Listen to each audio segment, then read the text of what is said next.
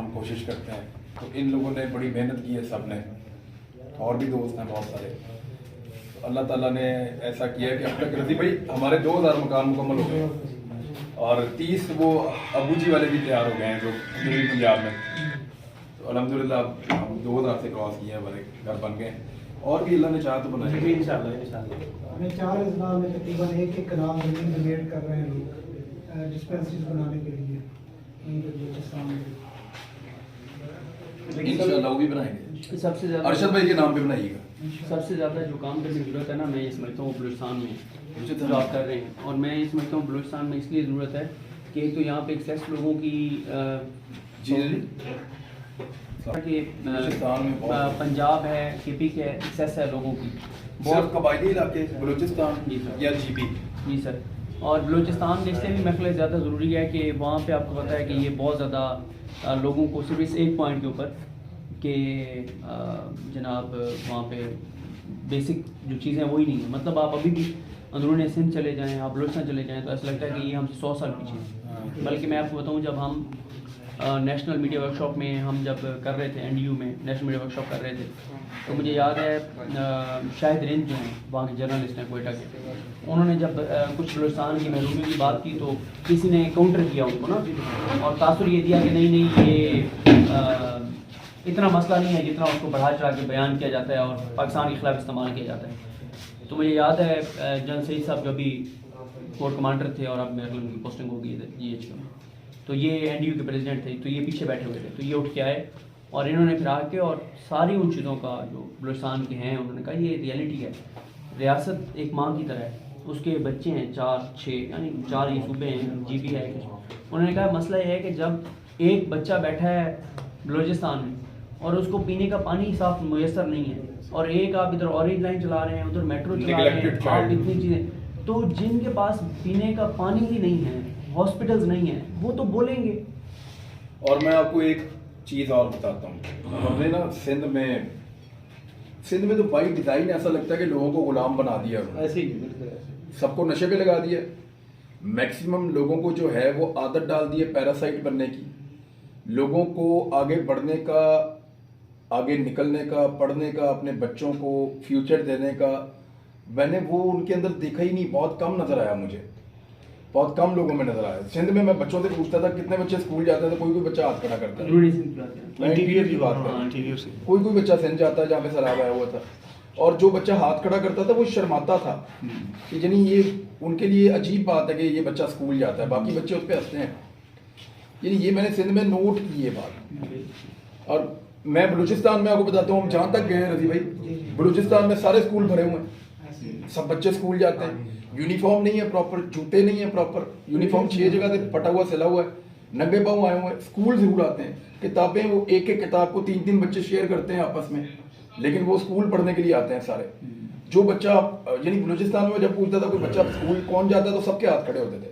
दूसरा, यहाँ से आपको बच्चे पकड़ते हैं कि जी हमें स्कॉलर दे दो, स्कॉलरशिप, हमें पंजाब ले जाओ, हमें अच्छे स्कूल में डाल दो, हमें कॉलेज में पढ़ा दो। तो बच्चियों को और बच्चों को बलूचिस्तान में शौक है पढ़ने का। सिंध के अंदर उनको पता नहीं क्या मेंटेलिटी जानबूझकर बनाई गई है, लोगों को गुलाम बनाने की कोशिश कर रहे हैं, मुझे ऐसा लगता है। लेकिन वसाइल की अगर मैं तकसीम देखूं तो इंटीरियर सिंध और बलूचिस्तान दोनों में बहुत बहुत बुरी तरह दोनों इफेक्ट हुए हैं। सिंध में एहसास महरूमी से ज़्यादा एक एहसास है अदम तहफ़्फ़ुज़ का।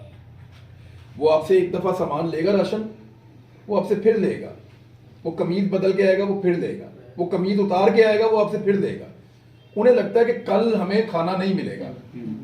वो अदम तहफ़्फ़ुज़ का शिकार है, डरे हुए हैं सिंध के लोग, क्योंकि उनके हुक्मरान ऐसे हैं कि उनको पता ही हमारे पीछे नहीं आएंगे, हमें मार देंगे, हम जिए या मरे इनको फिक्र नहीं है। तो ये जो आज खाना आ गया, यही वो खाना है जो हमें बचा लेना है।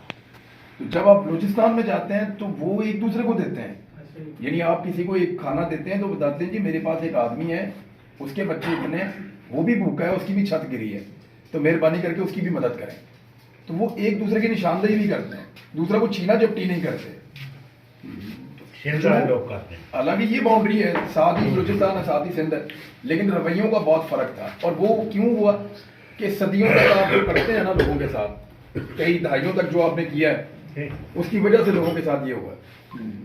लोगों को महरूम रख रख के उनको अदम तहफ़्फ़ुज़ का शिकार बना के ये सब किया गया। ये जो पंजाब साइड है ना, वहाँ पे भी सीन ऐसा ही है, बटेरा सिस्टम है और वहाँ पे सर इंफ्रास्ट्रक्चर ही नहीं फर्क है। बटेरा सिस्टम में नहीं पड़ता, फर्क लोगों की सोच बदलती है, कई दहाइयाँ लगती हैं, 2 नस्लें लगती हैं, लोगों की सोच बदलने में। बलोचों की सोच जो है ना, उसमें अभी भी आगे निकलने की उनको ख्वाहिश है, वो करना चाहते हैं, कुछ बनना चाहते हैं, उनके बच्चों में आगे निकलने की आर्ज है। लेकिन अगर आप बच्चों से ये जोश छीन लेना कि हमने आगे निकलना है, पढ़ना है, बड़ा आदमी बनना है, ये बहुत अनफॉर्चुनेट चीज़ है। अब हम वहाँ पे काम कर रहे हैं, यानी मैं आपको ये फ़र्क बताता हूँ कि कॉन्फिडेंस का आपको मैं बताता हूँ, जिसका घर टूटा हुआ है ना, पूरा गिरा हुआ है और छत भी नहीं है, थोड़ी सी दीवार बची है, वो दीवार के ऊपर टांग रख के खड़ा होगा, आप जाएंगे तो वो अपना दुम्बा आपके लिए ज़िबा कर देगा। ये है बलूचिस्तान वालों की। मैंने बलूचिस्तान जैसे लोग पाकिस्तान में बहुत कम जगहों पे देखे हैं, इतने मेहमान नवाज, इतने बहादुर और हालात का सामना करने वाले और मुश्किलात को बर्दाश्त करने वाले, उसके बावजूद आगे निकलना चाहते हैं वो। तो हम कोशिश करते हैं कि वहाँ थोड़ा सा काम ज़्यादा करें। अभी ये जो गाड़ियाँ हैं वो हमने कुछ 4 गाड़ियाँ, सिद्दीक भाई अब आप जब जाएंगे इस्लामाबाद तो इट्स योर रिस्पॉन्सिबिलिटी, जाके उसको उनके हैंड ओवर करें, उनसे दुआ करवाएं, इफ्तिताह करवाएं माजी से, फिर उनको भेजें बलूचिस्तान में, फिर और मंगवाते हैं।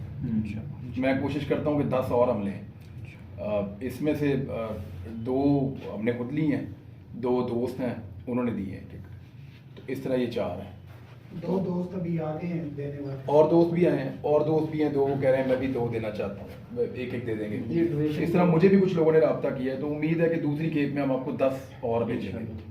अच्छा, ये सिर्फ उधर भेजें जहाँ पे कोई बंदोबस्ती नहीं है, पहुंच नहीं सकता, जहाँ कोई पहुँच नहीं। मैंने कई लोग देखे माजूर बलूचिस्तान में, वो माजूर पता क्यों है, वो अस्पताल ही नहीं जा रहा। जिसको चोट लगे वो माजूर हो जाता है, अस्पताल जाएगा, प्लास्टर होगा, हड्डी सही तरह जुड़ेगी तो वो ठीक हो जाएगा। लेकिन वहाँ ये मसला कि जिसको चोट लगे फिर वो उसको अस्पताल ले जाने का सारा प्रोसीजर है 50-60 हज़ार का, वो 1000 रुपये की उनकी कैपेसिटी है, मैक्सिमम 1500 रुपये की या 2000 रुपये की, वो ले जा ही नहीं सकते हॉस्पिटल बंदे को। एम्बुलेंस वाले 20-20, 25-25 हज़ार रुपया मांगते हैं दूर दराज इलाकों से ले जाने के लिए। ये आप जब वहाँ भिजवाएंगे तो फ्री ऑफ कॉस्ट उनको लेकर गरीबों को अस्पताल जाएंगे। देखिए ना सर, एक हम अब कश्मीर भिजवा रहे हैं, बटल सेक्टर में। एक कश्मीर भेजेंगे, एक वहाँ भेज दें, फिर मैं 10 और आएंगी, फिर उनको फिर जो है वो कुछ कश्मीर भेजें, गिलगित बल्तिस्तान भेजें, स्कर्दू में जरूरत हाँ है। स्कर्दू में भेजें। इधर चित्राल में भी आपको अगर कोई आप भेजना चाहें तो चित्राल में कोई ऐसी NGO कोई वो काम नहीं कर रही दूर इलाकों में, वहाँ कर वो उधर जाएं जहाँ पे कोई भी काम नहीं कर रहा। देखिए लाहौर में, कराची में, ऐसे ही है, रावलपिंडी में लोग काफ़ी काम कर रहे हैं। वहाँ हम चलाएंगे मीडिया पे तो आ जाएगा कि चल रही है, पंजाब जेडी लोग जरूरत भी नहीं पहुँचेंगे वहाँ। देखिए हमारे पंजाब में 1122 चलती है, सिंध के अंदर अपनी गवर्नमेंट की सर्विस सर चलती मैं है। आपको बताऊँ इमरान भाई, मैं अक्सर लोगों को ये बात कहता हूँ कि हमारे जो इलाके ना जहाँ बैठे हैं आप, शुकाजा में बैठे हैं, आप इनसे पूछें हेल्थ कार्ड ने क्या किया है। वो जो इमरान खान कहता है ना कि हेल्थ कार्ड एक सिस्टम है, ये क्या हुआ है, रेवोल्यूशन था वो। अब मैं आपको तो ये चौकाजा में 7 बखर है, अब यहाँ पे कोई अच्छा डॉक्टर भी उस तरह से नहीं आता था ना कि ये फीस ही पे नहीं कर सकते, तो डॉक्टर क्यों आए। हाँ, जो लिया के मकामी डॉक्टर थे मुख्तलिफ, वो वीकली आ जाते थे चले। अब यहाँ पे ये हुआ है कि हेल्थ कार्ड आने के बाद इतने प्राइवेट बड़े हॉस्पिटल बन गए, और प्राइवेट हॉस्पिटल बने, इतना कंपटीशन है, उनको पता है कि पैसे मिल जाएंगे, हमें वहाँ से आ जाएगी इंश्योरेंस की, रिकवरी हो जाएगी ना, रिकवरी हो जाएगी। अब डॉक्टर भी आ गए। और फिर एक और चीज़, पंजाब हुकूमत ने पता नहीं आप इस वक्त क्या स्टेटस है, उस वक्त उन्होंने ये भी किया था कि अगर कुछ डॉक्टर्स मिलके हॉस्पिटल बनाना चाहते हैं उनको बिलासपुर कर्जा दे रहे थे, जो मशीनरी इंपोर्ट थी वो टैक्स फ्री थी, कोई आपने टैक्स नहीं देना। ये चीज़ बलूचिस्तान में पता नहीं, अब हेल्थ कार्ड इन्होंने उस वक्त तो इनका था प्लान, पता नहीं किया नहीं किया, ये जहाँ जहाँ आप हेल्थ कार्ड दे देंगे ना सर, वहाँ खुद ब खुद हॉस्पिटल बन जाएंगे। लोगों को आप सिर्फ अस्पताल तक पहुंचाने का बंदोबस्त करें दूर दराज इलाकों से बस, हाँ। बाकी हेल्थ कार्ड बन जाए, हॉस्पिटल बन जाए। कोई अभी वो प्लान कर रहे थे रजी भाई, वो क्या है जो ई क्लिनिक का, एक ही क्लिनिक बनाएंगे हम जिसमें डिस्पेंसरी बनाएंगे और उसके अंदर 2 दिन डॉक्टर ऑनलाइन अवेलेबल होगा, लोग वहाँ से मसाइल सुनेंगे। एक हमारा वहाँ टेक्नीशियन मौजूद होगा जो लोगों को BP वगैरह चेक कर ले, वो डॉक्टर को उनकी कैफियत बताएगा। जहाँ डॉक्टर नहीं पहुँच सकता वहाँ ई क्लिनिक होगा हमारा। तो हमारे इस्लामाबाद से, लाहौर से, अगर हम वॉलंटियर डॉक्टर ले लें, हॉस्पिटल से कहें कि जी आप हफ्ते में हमें 1 दिन दे दें, 2 डॉक्टर दीजिए अगर हफ्ते में 1 दिन, और हमें दे दें आप 6 घंटे के लिए। फिर हम दूसरे हॉस्पिटल से कहें जी आप 1 दिन आप दे दें हमें, फिर इस्लामाबाद में किसी हॉस्पिटल से गए, एक दिन आप देते हमें। तो हमें अगर ये 10 दिन 12 दिन मुख्तलिफ अस्पतालों से मिल जाते हैं तो हमारे 2 ही क्लिनिक तो ऐसे ही चल जाएंगे और पूरा हफ्ता चल जाएंगे।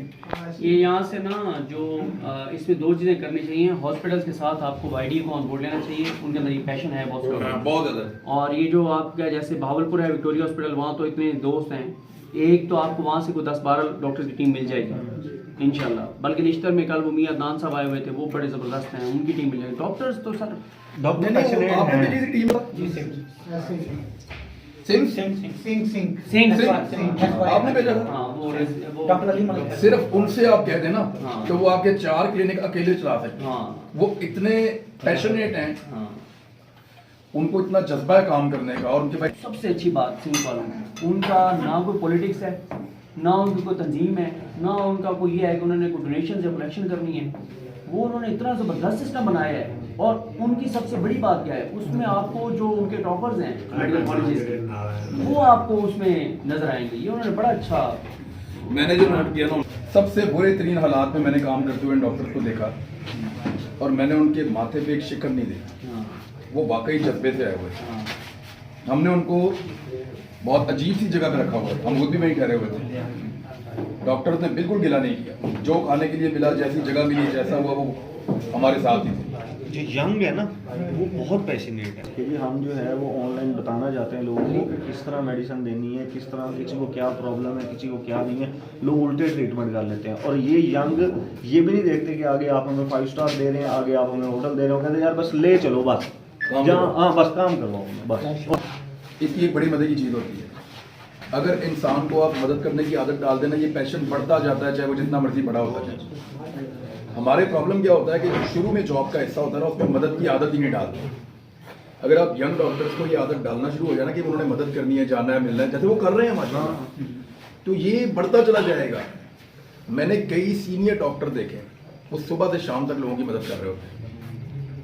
मैं ऐसे डॉक्टर को जानता हूँ, मैंने अपनी आंखों से देखा जनरल हॉस्पिटल में, वो मरीज को दवाई के पैसे नहीं देते। मरीज चेक किया, दवाई के पैसे नहीं दिए, और कई दफा उसने कहा कि यार तू कमजोर काफी हो गया तो ज्यादा पैसे को उनको फल फ्रूट भी खा लें जाके, और ये खर्च ना नहीं पैसे, इससे तुमने फल वगैरह लेना और तुमने वो भी खाना है अगले 10 दिन, जरा तेरी सेहत पे फर्क पड़े, और दूध पिया करो रोज रात को। पैसे अपनी जेब से निकाल के दे रहे हैं डॉक्टर साहब, उन्होंने अपना फंड बनाया हुआ। हमारे साथ गुजरावाला की